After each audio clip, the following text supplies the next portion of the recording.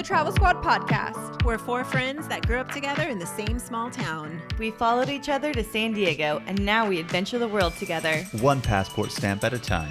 We're here to share our travel stories and inspire you to go on your own adventures. Even if it starts with your own backyard.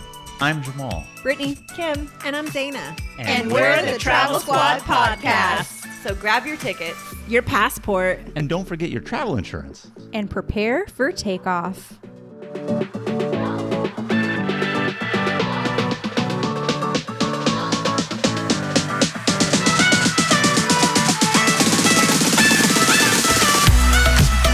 Hello, fellow travelers. Hello. Hey.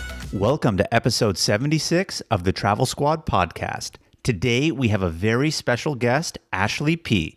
We initially connected with Ashley in December when we were a guest on her podcast. Ashley is the host of Ashley P Travels, a new travel podcast that reveals what it's really like to live a travel life and work on a cruise ship.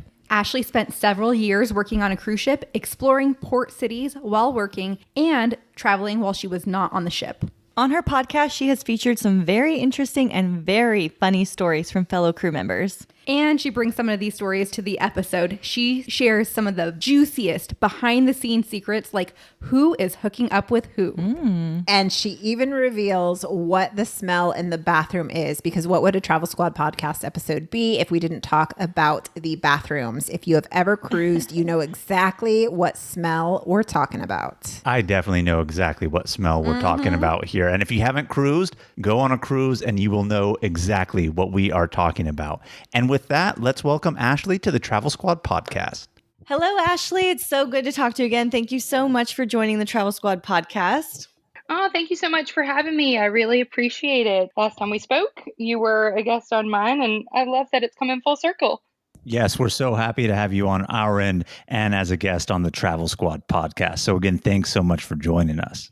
My pleasure. It's been a couple weeks since we talked, and we got to learn a little bit about your very interesting travel history. But we're really, really excited to have you on today because I know you have so much more to tell about your life on a cruise ship and a lot of the travels that you did outside of your cruise life. So I can't wait to get into this interview. Well, there is probably more than enough for an episode, so I'll try to keep it limited. But yeah, hopefully your listeners will find it interesting and entertaining and all the things.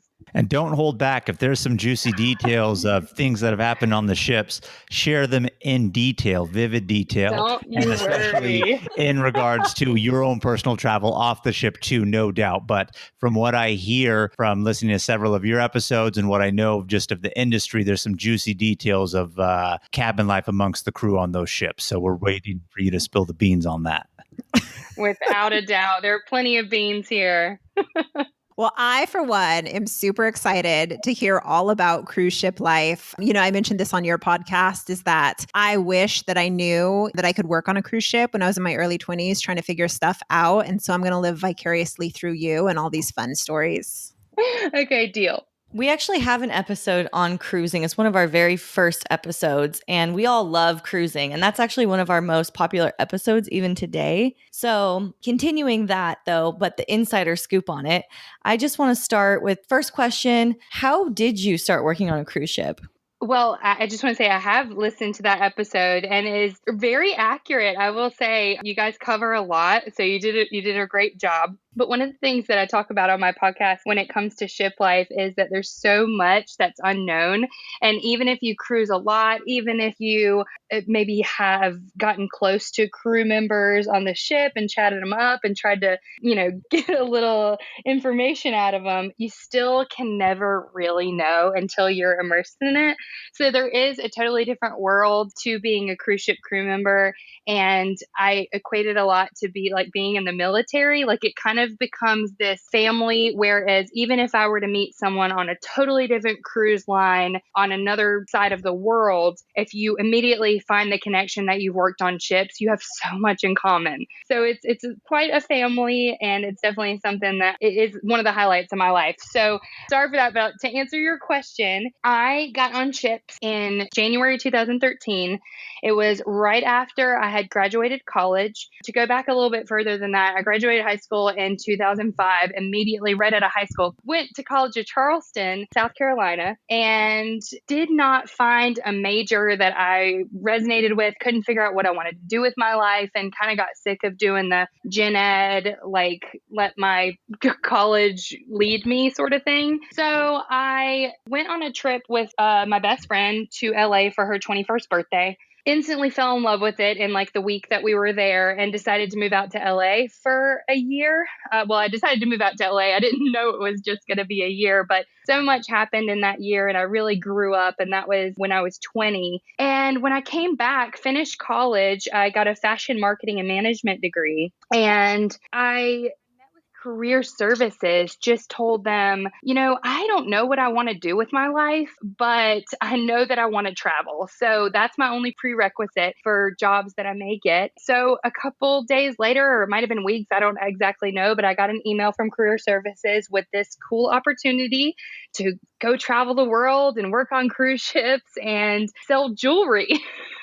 Now, again, I had a fashion marketing degree, but I had never done anything with the jewelry industry. So I was like, I don't even know if I can get this job. Like, I know nothing about jewelry. I mean, my idea of like a nice watch was like a Michael Kors. And like, I'm absolutely not downplaying that because I still think they're super nice. But like, my biggest sale working on ships for a watch was like $74,000. So looking back on it now, it's crazy, right? So I filled out this application, submitted it, got a Skype interview, and I got the job. And 3 weeks later, after getting my passport and a $700 medical exam that you have to work on board.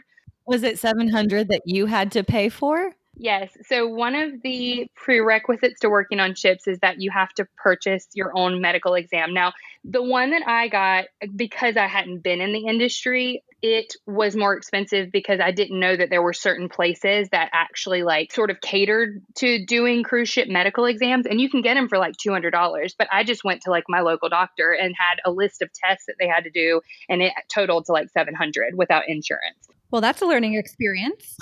Oh, yeah. So if you ever want to work on ships, fly down to Fort Lauderdale or one of the cruise ship ports, and there are doctors that are in those ports that specifically cater to medical exams for crew.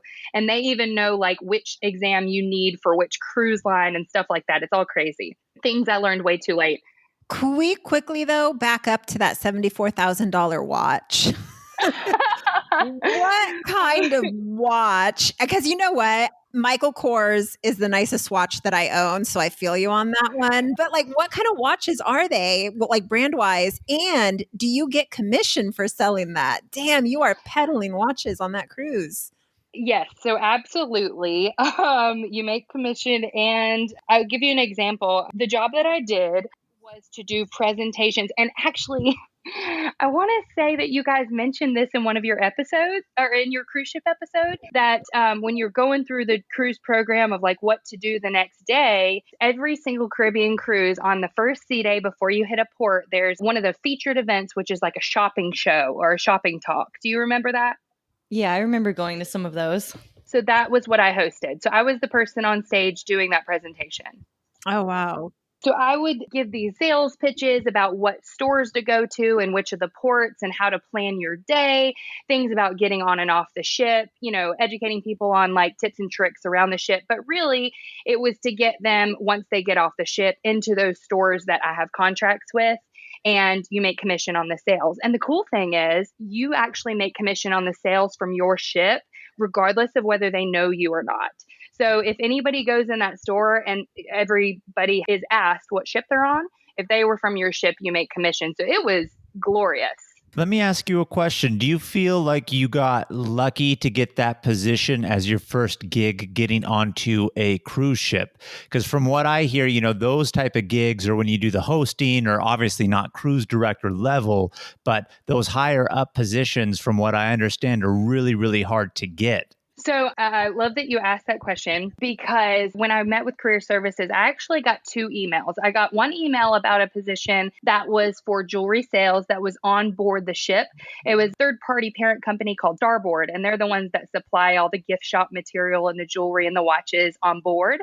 And they hire sales associates, right? So if you're walking around, you want to buy something.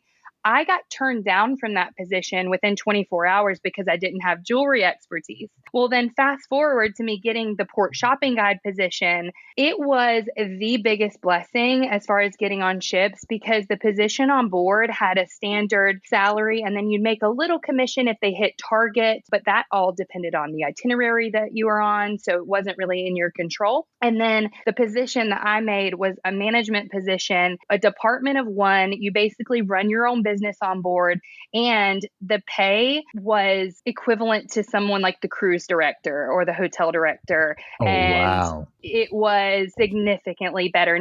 At those types of levels that you're working on the ship, do you get your own room or are you still bunking with other people? And how many people are like in a room if you have to bunk with others? So I, as an associate, was given a shared room, and I was just like any other crew member. I shared with the people from the spa and people from the gift shops, or sometimes it was the cruise staff. It was really just because I was the only associate as a port shopping guide. Like there wasn't anyone else in my position. I just got thrown in where there was an extra space. So that was a bunk bedroom. I had one roommate, and it was the size of a shoebox. You had a little tiny, like 18-inch wide closet. All your suitcases went under the beds, and yeah, it was pretty tight. And your contract a lot of times depended on your relationship with your roommate in that situation, because you do spend a lot of time together. And as I'm sure you've had roommates before, not everyone lives the same, especially when you're from different cultures and countries and all that. So it was tough at times. And then as I was promoted, I was given a manager cabin, which is different on every ship, depending on how old the ship is. Funny fact, hopefully no cruise lines get mad at me for this, but I think it kind of goes without saying that the bigger the ship, the smaller the crew rooms. I did not know that. I know, I was about to say, I wouldn't have thought that. Yeah, interesting. Yeah, so they basically, when they make a ship bigger, they have to shrink down the size of the crew cabins to put more venues and more guest cabins so that they save on square footage that way. Like, are your rooms, and I'm so sorry if I'm asking 20 questions, but this is fascinating to me. So like, are your rooms the bottom steerage? Are you guys like more in the middle? Like where do they put you guys? So if you can imagine, like if you're looking at the side of the ship, like an X-ray, basically like the edges of the ship. So like going from like the front tip where the bridge is, like down, and then on the bottom of the ship, and then back up the back of the ship. Interesting. So when you're on board as a guest, you're in the middle shell. So everything's connected, and you'd never have any crew cabins in between. So since you were a port guide, when you guys were sailing, what did you do during that time? So my position was a little unique in that when I was in the ports, 90% of the time I was working. So I would do the presentations on board, and I would have little events like shopping parties or, VIP special sales or whatever that were out in the ports in the specific stores. So I was always working in port, which was totally fine, expected. I knew that before I got on board. And most crew members are going to have more time off in port, whereas I had more time off on the ship. So we were pretty backwards as far as schedules go. But again, that's pretty unique to port shopping guides. There are not any other positions that work in the port outside of the ship. When they say, hey, Ashley, we want you for a 6-month contract in the Caribbean. So does that mean for 6 months, you're on the exact same route? Like, and in my experience, like the cruise that I did was 7 days. So like just 7 days of the same thing, get back to port, and then do another 7 days, get back to port, another 7 days. You know what I mean? For 6 months? Or do you just do a region and for 6 months, it's different each time? Okay, so there are two answers to that, and I'll give you the sort of the general crew answer, and then because my position again is sort of unique, I'll give you my side of it too. But for general crew, you sign on to a ship. Now, the ships don't always stay in the same part of the world. So in cruising, there are seasons. So there's Caribbean season, there's Alaska season, there's Europe season, Australia season, so on and so forth. So depending on the weather, the ships will do like repositionings. So there might be a ship that's in the Caribbean for the winter months because people want to get away in the winter and go to warm places.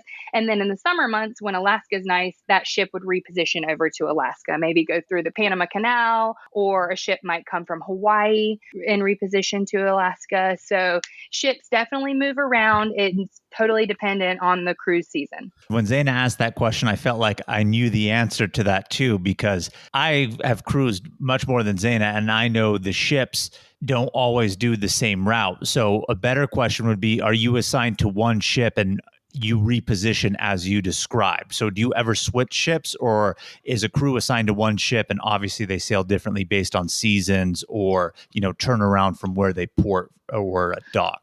So the majority of the crew are going to stay on the same ship for their entire contract. Now, with concessionaires, which is what my position was, so the concessionaires include third-party hiring companies that source staff for those positions. So to give you some examples, the spa, they are a third-party company and they hire their own staff and they send them to the ship. There are port shopping guides, the art auctioneers. So departments that are considered concessionaires, they can be moved ship to ship depending on where they're needed. So if you're in a region of the world where they don't need as many shops on board staff and the ship repositions there, they might transfer you to a Caribbean ship where they need more staff. So really you're at the discretion of the company that hired you, and it's not always the cruise line. Where's your favorite place that they've sent you?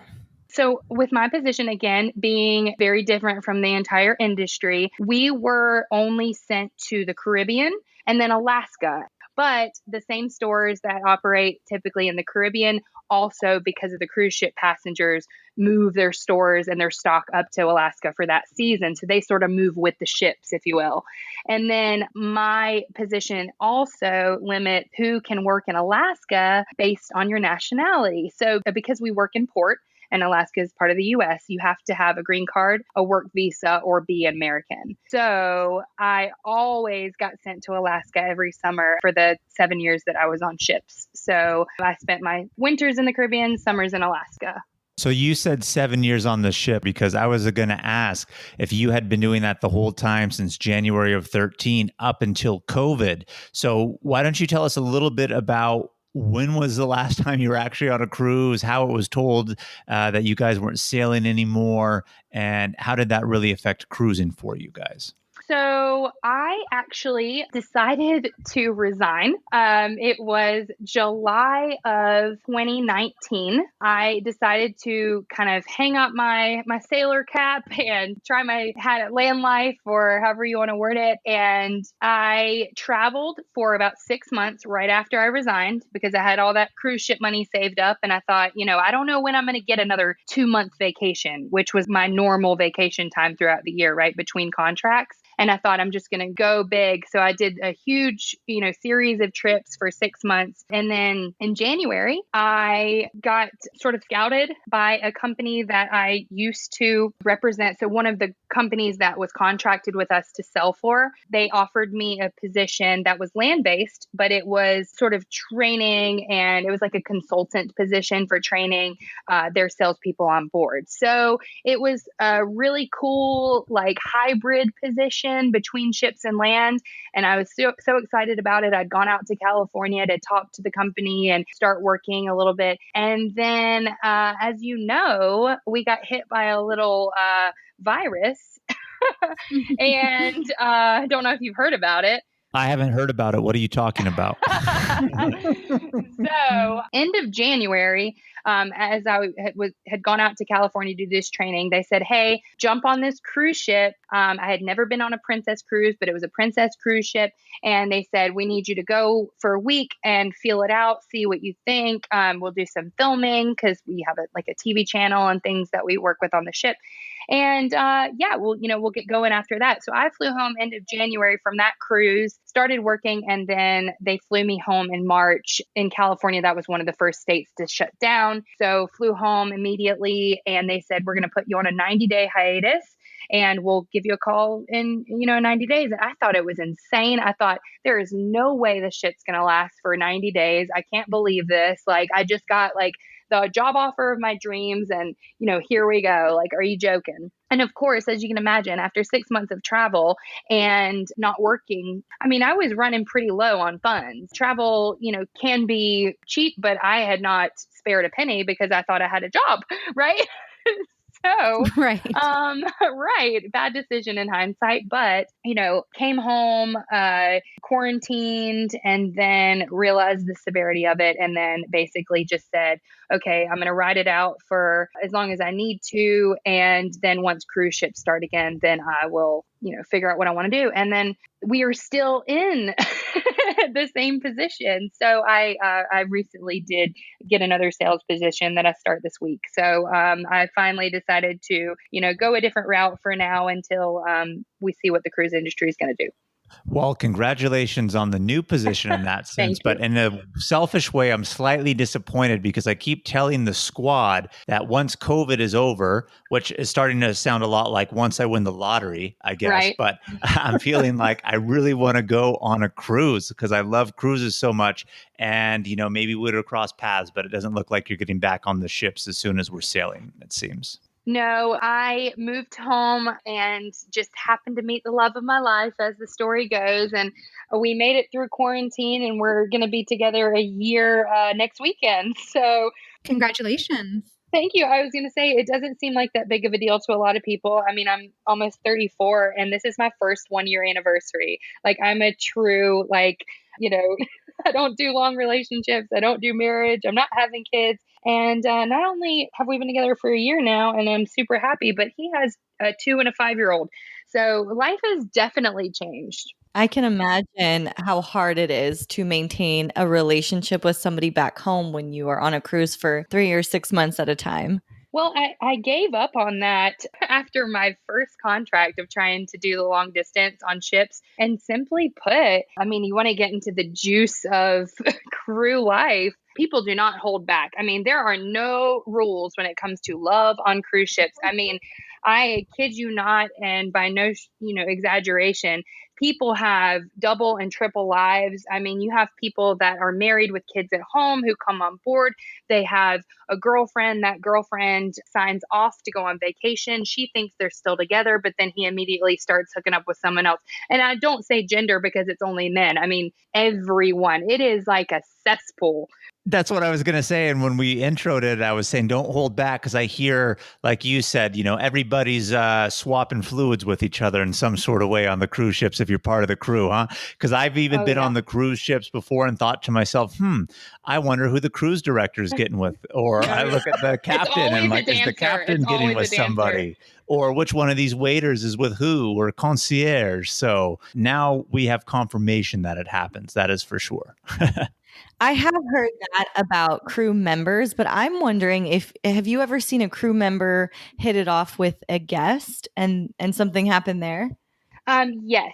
So it is very against the rules, but absolutely yes. So I've had several friends fired for guest crew fraternization. And I have also seen relationships come out of guest crew fraternization. So if you are able to keep it under wraps, meaning not get caught on board, and you continue, a relationship off the ship, and they come and cruise with you as a guest, like your personal guest, then of course you can carry on. Like I said, I've only met a handful of people who are able to do that. But most of the time you're either sneaking around and hoping you don't get caught. And then if you do, you're fired. We call it a zero tolerance policy on board. Well, I have to imagine that's a big liability for the cruise ship. So I can clearly see why they frown upon it. Exactly. And it does happen more than they would like. But, like with any time you're talking about sex, you just can't stop it from happening. There's surveillance cameras on every inch of the ship, but it still happens. Have you ever seen a crew member hook up with someone who's married, who's there with their spouse on the cruise ship? I mean, I can say this confidently. I know that it's happened, but I couldn't tell. Even without knowing someone personally who's done it, and if I thought back, I probably could think of something. But off the top of my head, I don't know. But 100% that happens. That's a dangerous game to play because somebody could get pushed off the ship if somebody finds out in a moment of passion out in the middle of nowhere. Mm-hmm. I don't know if that's happening, but yes. I was being a little over dramatic, but there's a possibility. Yes. So, real quickly, taking it back a little bit, how you were saying how, like, you got sent home because, California was one of the first shutdown states. So us, the Travel Squad podcast, we are here in California. But I just want to say that you're really lucky that you weren't on one of the cruise ships that kind of got stranded in the middle of nowhere, because that happened with quite a few. In fact, I think even one of the Princess cruise ships is one of the ones that wasn't allowed to dock back in California.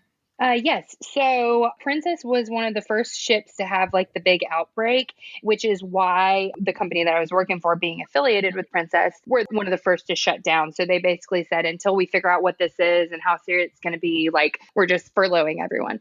And I had friends who were stuck on board for 3 to 4 months without touching their feet to land. Wow, that's insane. It is. And, there were people that were stuck on the ship without getting paid because these third-party companies were just financially not able to pay. Without that cash flow of the guests being on board, they weren't able to continue to pay them, yet they couldn't also get them off the ship because they weren't allowing travel. So they were just sort of trapped on this floating vessel, and they would kind of hover outside of the home ports, just trying not to use fuel. And they would go in when they needed either fuel or food, and they would restock, and they would go straight back out and float. So it was a crazy scene in Miami and Fort Lauderdale, where a lot of the ships are. That's crazy. I feel like there were quite a few cruise ships that docked here in San Diego, because I remember hearing that on the news. Like, they docked in San Diego, people got off, and because we're here in San Diego, they got off and they immediately went to the airport to fly them home. I don't know how I didn't realize you were in San Diego, but that was where my first ship was out of. When the Hawaii ship that I did, our home port was San Diego to Hawaii. So I love it there. You guys are super lucky.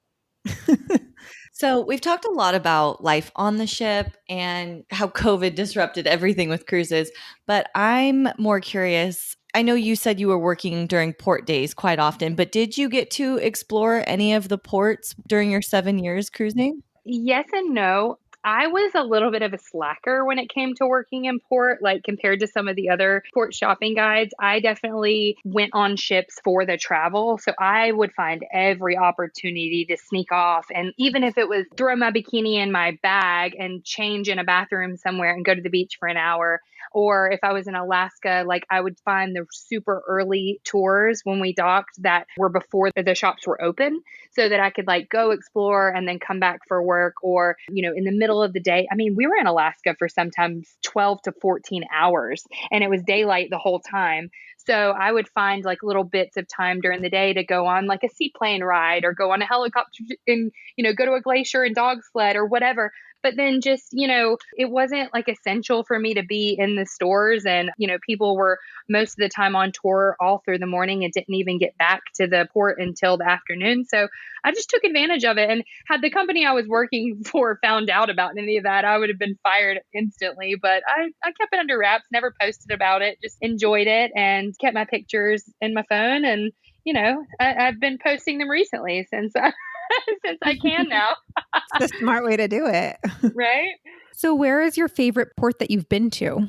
So my favorite port in the Caribbean is probably, oh man, I should have had this prepared, but I really love Cozumel. So many ships go to Cozumel, and, they're like, oh, it's so touristy and people just harass you and this, that, and the other. But the secret about Cozumel is that you have to go to the opposite side of the island. So if you're ever on a cruise and you go to Cozumel, there's a place on the opposite side of the island, which takes about, I want to say it's about 30, 45 minutes to get to, and it's called El Cielo, which translates to heaven. And it is literally bliss. I mean, the water comes max up to maybe like your chest, but it's a giant miles and miles sandbar with the most crystal clear water that you've ever seen. And these little tour boats just drive you out to the middle of and it seems like an abandoned sandbar in the middle of the ocean. And you just drink and you hang out on the boat and you tan. And it is just magical. And the snorkeling is phenomenal. I mean, I love Mexican food, so I love the food there.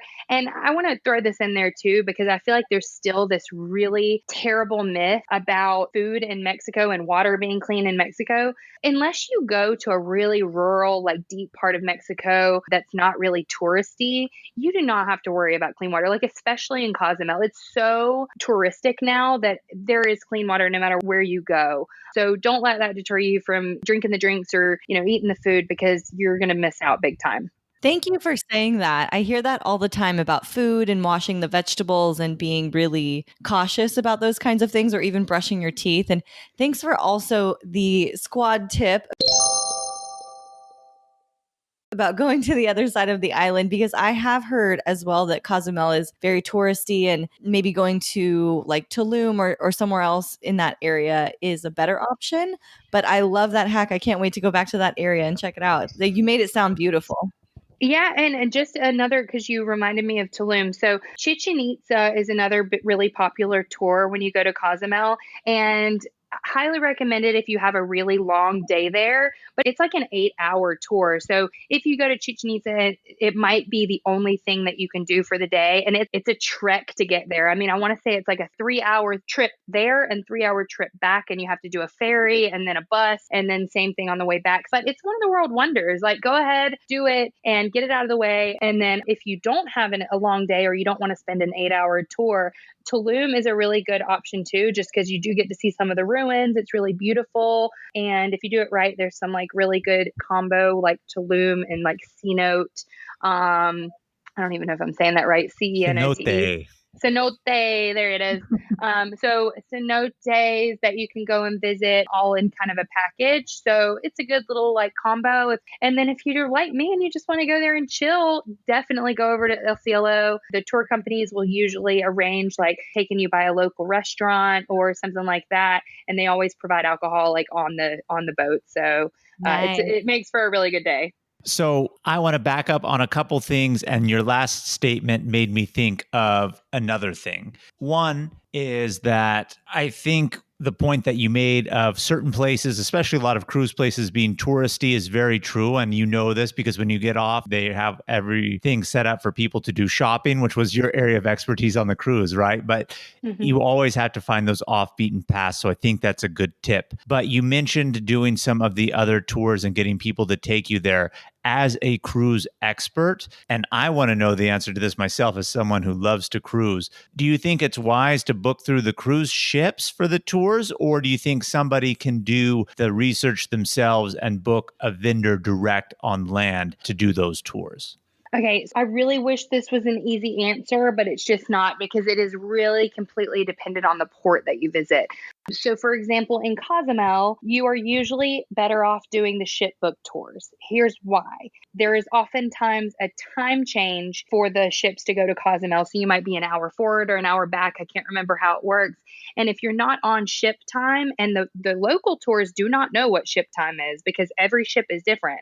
So you could be late to your tour and lose that money. You can be late to the ship and then you're really screwed. So for something where you have a time change involved, always book through the ship, because they guarantee you to be back on time. When you do the stuff, like when you're going out to El Cielo, are you booking through the cruise, or like, are you even allowed to book through the cruise as an employee? So I had gotten the information about El Cielo through one of the retailers that I worked with that lived in Cozumel. He had kind of hooked me up with this company, which was a friend of a friend, and they, took me out for the day. They picked me up from the port and took me out and brought me back. So that was definitely like more locally arranged because I knew someone. But the most important thing in a place like Cozumel, or any place that you don't know the currency, you don't know the language, always make sure that you settle on a price before you go on the trip. So don't say, hey, can you take us to El Cielo? And they say, yeah, hop in, because that is just a terrible recipe for disaster. They can try to charge you whatever they want. They can take you, the long way if they're doing it by mileage, like whatever it may be. You always want to settle on a price if you're going through like a taxi company or an outside tour company, right? And then the other part of that is El Cielo, for example, is not a kind of place that is touristic. So it's not going to have a lot of taxis that are waiting there to take you back. So you would never want to just drive there and hope that you can like find a ride back. That's just a really bad idea too. And I think that goes with any tour. So you always, if you're booking outside of the ship, you really have to be careful. And I think unless you know someone there or you have a really reputable and like back tour company that you found online that has a lot of reviews and you can pretty much tell from reviews and websites like how reputable the company is, right? But use your really best judgment. If it seems too good to be true, it probably is. That's great advice. I have been in the bad end of a situation like that, and I knew that advice and I wish I had taken it. So that's great. Great reminder. Hey travelers, let's take a quick detour to talk about our travel itineraries that we've created just for you. We now have 6 different trip itineraries. 1 week in Kauai, An American Southwest weekender road trip. A week in Yellowstone and Grand Teton National Parks. A road trip adventure featuring all 3 of Washington State's national parks. Big Island, Hawaii, and an Arizona road trip that features all 3 of Arizona's national parks. We are obsessed with these. These itineraries are 20 to 30 pages, PDF guides with every detail of the trip laid out. We're talking about where to fly into, the exact route to take, where to stay, park entrance fees, where to eat, driving distance between attractions, what things to see and do, the hikes we recommend, the mileage of the hikes, and even the recommended time to allot for each one, plus so much more. We have story highlights on our Instagram at Travel Squad Podcast where you can see the full guides. We have done all of our research and actually taken these exact trips. And we have taken all of the guesswork out of the planning. So all you have to do is show up and have fun. Purchase your comprehensive Travel Squad Podcast itinerary on our website at travelsquadpodcast.com. Best of all, they're on sale right now for $25. That's 50% off the regular price. So travel on over now to get yours today. I want to, if you don't mind, just go back quickly because I did mention my favorite port in the Caribbean, but I think it does matter to say that my favorite port in Alaska, because I spent like half my time there, is Skagway, which, have any of you cruised to Alaska? Oh, yes. Brittanie and I have cruised to Alaska and we have been to Skagway. Isn't it magical? It really was magical. And Jamal and I, we did the bike ride down the Klondike Highway there, and that was fantastic. Yeah, it's such a great little port. And I used to describe during my shopping shows Skagway as like this trip back in time to the Old West. I mean, it's the true like gold rush town. You've got the boardwalk, plank sidewalks, and they have the front of the buildings like protected. So they have to look like old timey Western signage.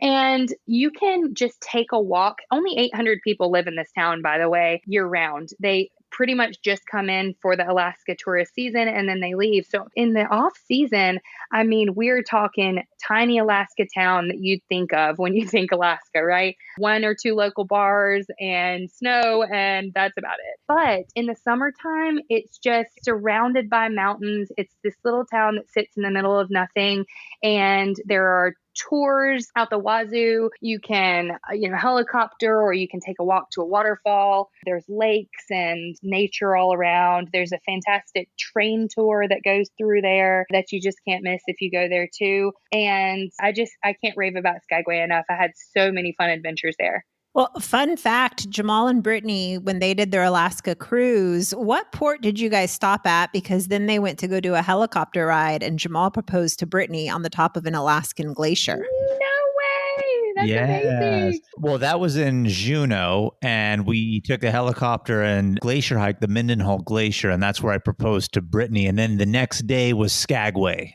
So, oh man, any guys out there listening, you gotta top that. Good luck. it was a good one, if I'm going to be honest. That's amazing. Wow. That's a dream. Well, I mean, she wasn't going to say no, right? Like, How can you say no to that? exactly. That's great. So yeah, I just wanted to throw that in there because I do think that Alaska and all the ports are amazing and they're all so unique. Like I think that was another stereotype about Alaska before I went, is that every town was the same, and they're all so different and really all have their own unique things to do. So if you take a cruise to Alaska, do different things in each of the ports and do the tours. I mean, anybody that gets off the ship in Alaska and does not have a tour booked is crazy, in my opinion, because the tours in Alaska are second to none. So a place like Skagway, does it have snow even during the summer or not? Because I know that you guys mentioned a boardwalk, and I just can't even imagine Alaska without snow, which I know might sound ignorant. Well, no, it doesn't. So the sort of like boardwalk sidewalks are like these like old wooden sidewalks. So I didn't mean like on the water. So the mountains surrounding you, you can see that there's snow on the mountaintops, but there's no snow on the ground. Like I spent 3 4th of Julys in Skagway. Strangely enough, it just so happened that the ship I was on fell in Skagway on the 4th of July. And we're talking like a, 80-degree day. Yeah, Zaina, when Jamal and I were in Skagway, it was actually warmer in Alaska than it was in San Diego at the time. That's crazy. It's very not true to its stereotype when you cruise there. I mean, pretty much everything you've ever thought about Alaska is like myth busted. Yeah. So, Ashley, one of the questions that we always try to answer for our listeners is about bathrooms. And I have a question about the bathrooms on board. Mm-hmm. They all seem to have a very distinct smell. Have you noticed that on all the cruise ships you've worked on? Yes. Absolutely. Can you tell us what that smell is? Yes, I can. I don't know what you guys are talking about. I So do. you guys are Because you haven't cruised enough, Zaina, so Yeah, clearly exactly. you don't know what we're talking about. Okay. Okay, so it's sort of this like chemically shit smell, right? Right. And all the bathrooms on ships are powered by vacuum. So there's this huge, sewer system where it just sucks all the shit down into the bottom of the ship, the engine room, where they burn it and purify it and put it out to sea. And that sounds really like bad for the environment, but they purify this shit literally cleaner than like drinking water. It's insane. I was lucky enough to be friends with some engineers on my last few contracts who gave me engine room tours, and they show you like the sanitation system.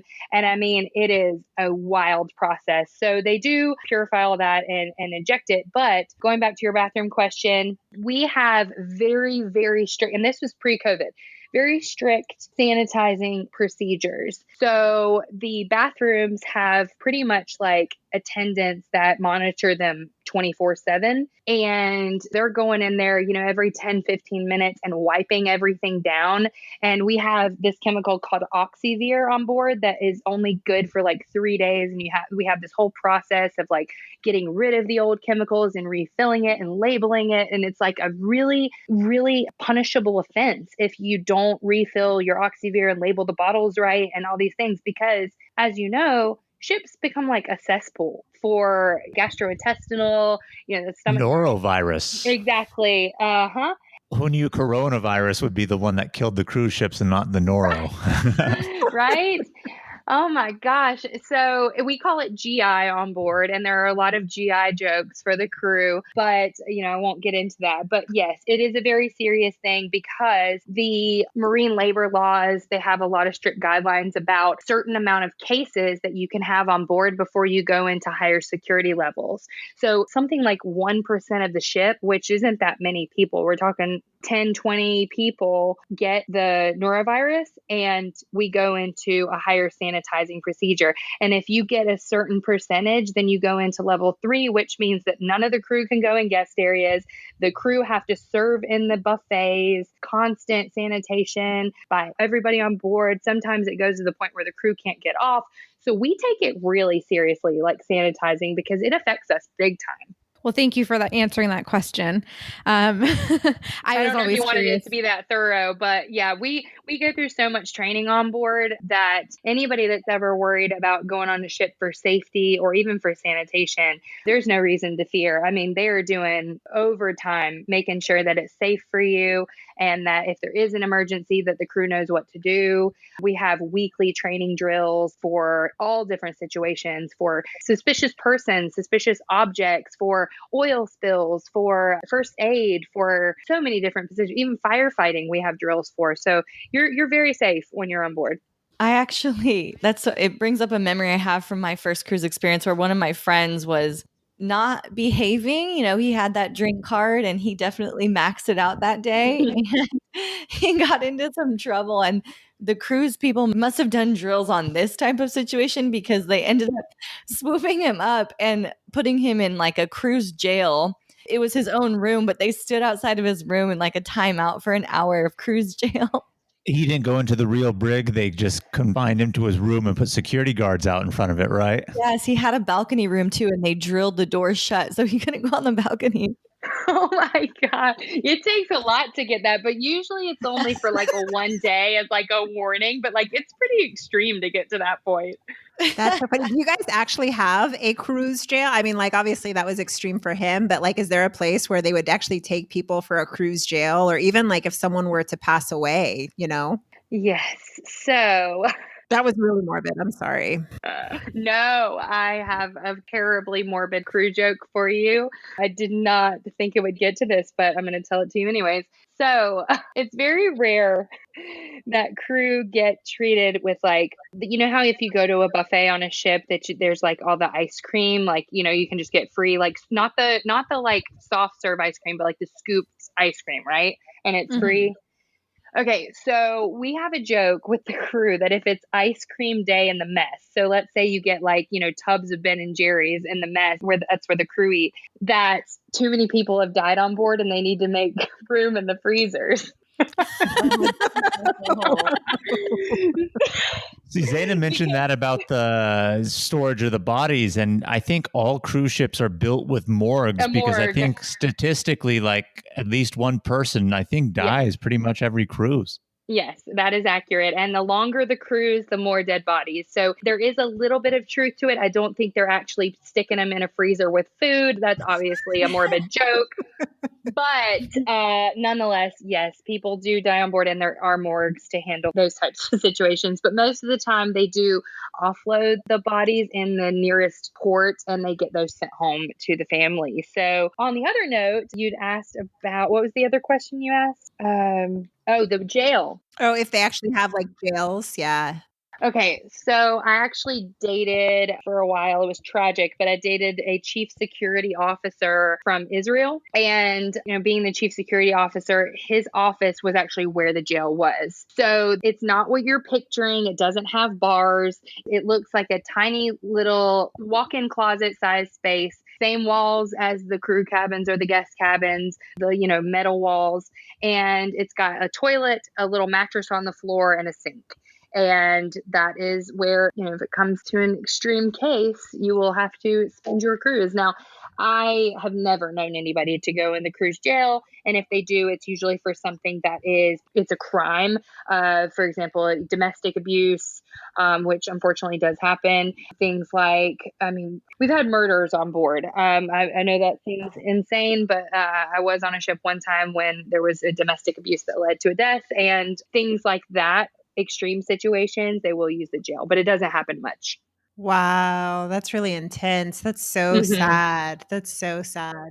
It is. It is. I would say I actually talked about this on one of my podcast episodes, but very quickly, I don't know, the morbid stuff, it's not that it's hard to talk about. I just don't know that people really want to hear, but I'll just let you know quickly. I was on board for several man overboards, and the most intense and the most kind of chilling was a domestic issue that happened in one of the cabins. And when the person jumped overboard, they actually caught on to the lifeboat on deck 5 on the outer deck. And then they kind of grasped onto it, but their legs were dangling. And for about 10 minutes or so, while the ship is slowing down, because obviously it's been reported, security's trying to pull them back on and they're resisting. And then you actually have video of this online where they fall into the water and the body was discovered a few days later after, us searching. Stuff like that, unfortunately, does happen. It is, like I said, chilling, not something I would want anybody to ever have to go through, because it definitely gets a really bad energy on board when you find out something like that happens. But nobody ever goes over the ship that doesn't want to go overboard. So it's not dangerous to cruise. You're not going to fall over the rail. They're very protected, but unfortunately that does happen. So I know you're not working on cruise ships anymore, and Corona has stinted a little bit of travel and you have a little more of reason to stay home now. But I'm wondering, do you have any travel planned, or do you feel like you got it out of your system on those 7 years? I'm sure not. Oh, God, no, it's impossible. Once you've been bitten by the travel bug, it's hard to get unbitten. So I was fortunate enough to travel to 59 countries in my 7 years on ships. And like I mentioned before, I was only working in the Caribbean and Alaska. So a lot of the countries that I visited were on my vacations, because I would usually get 1.5 to 2 months off in between the Caribbean and then in between Alaska. So on both sides of that, and spent a lot of my time visiting the places that the ship didn't go or didn't take me. So I absolutely have plans to travel again. I haven't financially been able to plan a whole lot recently. However, with this new job, it's remote, which was my number one requirement, because I am ready to start traveling again. My boyfriend only has custody of the kids every other week. So on our weeks off, we have planned to go remote and travel every other week. So that's the plan. I would say we'll probably start planning and in the next 6 months get going again. So that's hopefully, where life goes, but we'll just have to wait and see. That is so exciting that you found another job that will let you travel and work at the same time. That's awesome. I mean, it's not always easy to find, but I think once you have that travel bug and that kind of passion, it's hard to keep you from it. So I just searched and searched and searched and really put in the time to get in touch with the right people and get the right connections to be able to find something. So like I said, I start Wednesday, and hopefully it is great of a dream as I'm expecting it to be. Well, I absolutely love your energy, Ashley. Like truly, truly, you have such just a wonderful energy about you. And so when you first had us on our podcast and I made the comment that you're a great interviewer, you had mentioned that you had so much sales experience. And I just feel like in this new position, you're just going to do so wonderful and you're going to shine, because like you are a salesperson and you know how to talk to people. And I feel like I can continue interviewing you because there's so many things I could ask. And at the same time, don't want to keep you for too long. So I would love to know, like, just how can people find you? Where can they check you out? All of that good stuff. Well, thank you so much for that. I really appreciate it from the bottom of my heart. I've really enjoyed this. Reminiscing is about the only thing that gets me through to the day. I find myself down a rabbit hole of looking at old travel pictures almost every day. So this has been really, really fun for me. And if you would ever, find another free spot for me to come back and talk more, I would be happy to do that. Or just one-on-one if you want to talk more about it. Absolutely. There's so much I still wanted to ask about the travels and trips that you took while you were on break, but I'm pretty bad about getting hours. Part 2 with Ashley. Yeah. And the other thing too is, we're in San Diego. So if you ever do, get back on a cruise ship, if you ever are sent to San Diego, hit us up. Well, either way, I know I'll be out in California at some point. So I would love to catch up and meet up and definitely have a beer or whatever. That would be awesome. But for now, if you'd like to follow along with the podcast or contact me through social media, everything is Ashley P Travels. That's on Instagram, Facebook, YouTube. Podcast is called Ashley P Travels. So if you would like to check it out, I'd love to have you. I talk about crazy travel stories. I interview guests about how they made their way onto ships or how they made their way into a travel lifestyle. And then we talk about some of their kind of trials through travel. Sometimes it's funny stories, sometimes it's life lessons, but it's really just interesting people that I've met along the way who have a great story to tell. So I think that, anybody could benefit from it because you really do get a lot of new perspectives. And I think it's very inspiring how a lot of people end up in the same place, but from so many different paths. Yeah, absolutely. I can agree. You have a great mix of hilarious stories. I loved your Girl Talk episode. Everyone needs to go to Ashley P Travels and check it out. Thank you. I really appreciate that. I think that's all the questions we have. Thank you so much for coming on our podcast. We will have you on for part 2 to talk more about travel and yeah. Well, I really appreciate it again. Thanks so much for having me. And I look forward to our catch up in San Diego next time. Yeah. Looking forward to it, Ashley. Thank you guys so much. Cool. Thanks, Ashley. Bye. Bye. All right, everyone, that's all we have for you this week. Thank you so much for tuning in. Please keep the adventures going with us by following us on Instagram and YouTube at Travel Squad Podcast. We now have the Travel Squad Podcast hashtag. If you tag your photos with that, we will share them on our profile. And please send us in those questions of the week. And if you found the information in this episode to be useful, or if you thought we were just plain funny, please make sure to share it with a friend that would enjoy it too. And as always, guys, please subscribe, rate and review our podcast, and tune in every Travel Tuesday for new episodes. Stay tuned for next week's episode. We have some more amazing adventures and tips in store for you. Woo! Bye, everybody.